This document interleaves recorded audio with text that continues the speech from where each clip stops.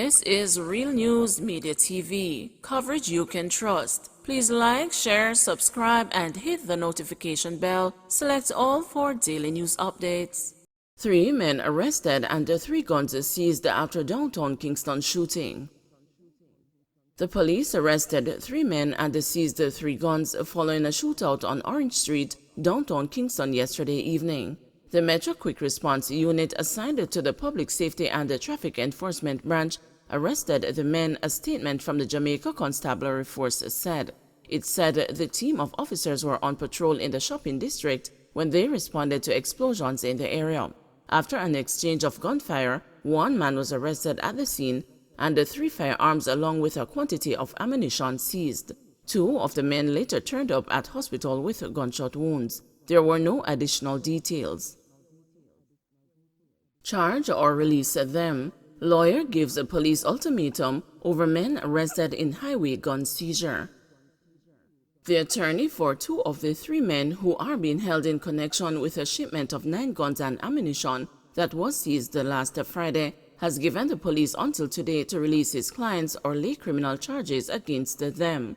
The men, who reside in Falmouth, Trelawney, are scheduled to be interviewed by detectives today, their attorney Donovan Collins confirmed yesterday. It is unclear if the 3rd detainee has retained an attorney. Collins said his clients have been in custody for more than the 72 hours that cops are allowed to detain a suspect without charging them. The attorney said he is prepared to go to court and file an habeas corpus application on their behalf. So if it is that after the question and answer today my clients are not released, then I will seek an order from the court for them to be released or charged, he told the news. The 3 men were taken into custody after a hastily arranged police team led by Deputy Commissioner Fitzbailey intercepted 2 motor cars on the North-South Highway near the Yuaton exit in St. Catherine. A search of one of the vehicles revealed 3 M16 assault rifles, 5 9mm pistols, 1 revolver, and 440 assorted rounds of ammunition. The weapons and ammunition were cleared from the port in Kingston earlier on Friday and were destined for a consignee in Clarkstown, Trelawney, according to law enforcement sources. Police tactical team being trained for Western Jamaica. Police Commissioner Major General Anthony Anderson says a specialized team of police officers are being trained to undertake key security operations in the troubled police divisions in Western Jamaica. Anderson made the disclosure during a press briefing yesterday afternoon. There are 60 police officers currently under advanced tactical training ahead of being deployed to Area 1. This will significantly boost our capacity to respond to the challenges, he said. In order to counter criminal activity, we require a highly trained, highly mobile, tactical police to operate in many of our urban spaces. We are recruiting more of this type of officers, he continued. Driven by the drugs for guns trade and the multi-million-dollar lottery scam scheme, St. James, Hanover, Westmoreland, and Trelawney have combined to become one of the leading crime-producing regions in Jamaica, defying efforts of the security forces to arrest the problem.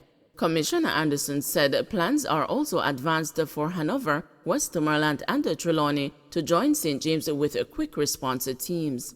Last financial year, we recruited 1,260, and this year, we are looking at recruiting a similar number. We are increasing not only the number, but the quality of these officers, he said. The police recorded 634 murders between January 1 and June 6 this year, 32 more than for the similar period in 2021. About 76% of the killings resulted from gang feuds. The Area 1 division accounts for 205 of the murders, with St. James leading on 104, Westmoreland 64, and Hanover and Trelawney with 18 and 19 respectively. More trouble coming for serial con artist. A serial con artist who is currently awaiting sentencing in the Kingston and St. Andrew Parish Court on numerous fraud charges is now facing the possibility of being slapped with an additional charge of being a habitual offender and the investigation from the Asset Recovery Agency. Chief Parish Judge Chester Crooks delayed Tuesday's sentencing for the confessed trickster Renford Swartz after his records showed that he had 51 convictions in the parish court. The judge instructed that the Director of Public Prosecutions be contacted regarding laying that charge against the 44-year-old. He also asked that the agency be called in to seek to recover any ill-gotten gains that Swartz may have amassed. The ex-convict, who conned several car buyers out of more than $15 million, had admitted to swindling $1.1 million from a complainant and had pleaded guilty to obtaining money by false pretense before crooks. He had collected the money to purchase 2 motor cars but never delivered the vehicles or returned the complainant's money. However, when Swartz appeared on Tuesday, the judge, after seeing his records, postponed his sentencing to June 21. Swartz is also to return to court on Thursday for sentencing before Senior Parish Judge Lorian Cole Montague in respect of the bulk of the cases. The court had heard that Swartz had posed as an employee of the Jamaica Customs Agency and the Kingston wharves in many of the instances, and had convinced the complainants that he could secure cars for them at a discount. In one of the cases in which he had pleaded guilty to larceny by trick, he collected $2.7 million from a complainant after convincing him that he could assist in the importation of a Toyota Hiace motor van. The court heard that between 2017 and 2021, multiple complainants handed monies to Swartz to purchase motor vehicles. However, he failed to deliver on his promises and did not return any of the complainants' monies. Parish Judge Cole Montague had demanded that Swartz make restitution, but his lawyer, Orville Morgan, had insisted that his client was not in a position to make any repayments. Jamaican 5-year-old girl separated from mom in Mexico-U.S. human smuggling scheme. A local family is praying that Jamaican and international authorities will expedite the search for a missing 5-year-old girl who has been separated from her mother while crossing the dangerous United States border through Mexico. The past 48 hours has been traumatic for a Waterhouse St. Andrew family whose communication with their 30-year-old daughter, Teresa Wilson, who is detained in the U.S. after being smuggled across the Mexico border, has been limited. Only one of 2 children who made the May 25 trip out of Jamaica with their mother has been accounted for. Lorna Price, 67, said her daughter made contact on her arrival in the U.S. and informed her that young Malaysia Miller, nicknamed Million, was missing. She says she can't find Million. It's like 2 them are run and she have to run, because around 10 of them. I don't know if Million get mixed up with the other batch, cause she and the whole of them run. But you know, as she running, police pick them up. Price told the news from her yard in the volatile community. According to Price, the person designated to receive her daughter in the U.S. has been making checks with the authorities. The family has denounced the social media claims that the girl may have drowned. We are trying everything to get to the bottom of it. We really don't know what's really going on. The relative in the U.S. called Arizona, and Arizona tell her to call Jamaica consulate. Price said, referring to the flurry of calls made to detention centers.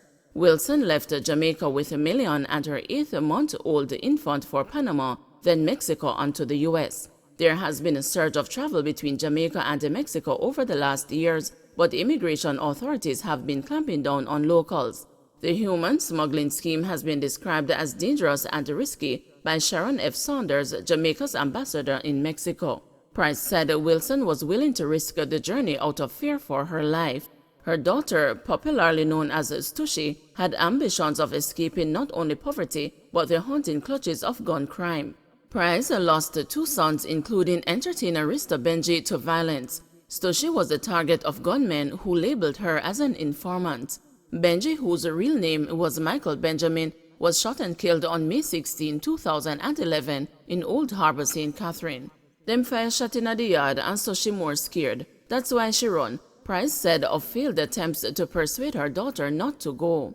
Price's daughter, the news was told, was adamant she would not leave her kids. Now the anxious grandmother can scarcely sleep at night and her blood pressure has shot up.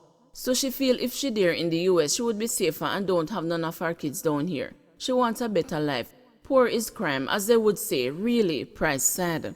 Grandfather of the missing child, Lensbert Wilson, said he is saddened by the uncertainty surrounding Malaysia's whereabouts. Before they departed, he often slept with his grandkids at either side of the bed. My granddaughter said she would buy me a car, Wilson said, weeping. The human smuggling trips cost around 300,000 Jamaican dollars per person, with an extra $200,000 per child. Deputy Commissioner of Police Fitzbailey, who heads the crime portfolio, said the police were aware of Jamaicans' involvement in human smuggling schemes in an attempt to reach the U.S. through Mexico. Speaking on the transnational movement for the first time, Commissioner of Police Major General Anthony Anderson also said the police have seen the movements of criminals who they are after who have been named or identified out of the country. They use the Central American route to get out of here. We have seen that. We are working with overseas partners in identifying where they are and also what sort of offenses they are doing over there so that we can have a joint investigation on this, Anderson said. Security guard shot dead in St. Thomas. A security guard employed to the Jamaica China Goodwill Infant School in St. Thomas was shot and killed on Monday night. He has been identified as Damian Chisholm of Style Hut, Port Morant, St. Thomas. It is reported that about 9:30, Mr. Chisholm was among a group of people on Queen Street in Morant Bay when 4 masked men walked up and opened gunfire. Mr. Chisholm was shot several times. He died at the Princess Margaret Hospital. NWA chides municipal corporations for placement of some billboards. The National Works Agency has chided municipal corporations for the placement of electronic billboards, which it says are a source of distraction for motorists. NWA Communication Manager Stephen Shaw said that the NWA has been trying to get the municipal corporations to work with the agency when granting approval for billboards, but this has not yet taken root. He said apart from the dazzling lights, some of the billboards are placed at dangerous locations, including behind the traffic lights. You observe of late a number of electronic billboards going up all over the place. You look at some of the locations where they have placed these billboards, directly behind traffic lights. And I can point you to Eastwood Park Road, by Red Hills Road. I can point you to that intersection by Corville, and it is something that we have spoken about, you know, and here the Kingston and St. Andrew Municipal Corporation, because no one can put up any of those things without getting some permission. And the KCC ought to be mindful as to where and how it goes about granting these types of approvals. Don't forget to like, share, subscribe, and hit the notification bell. Select all for daily news updates.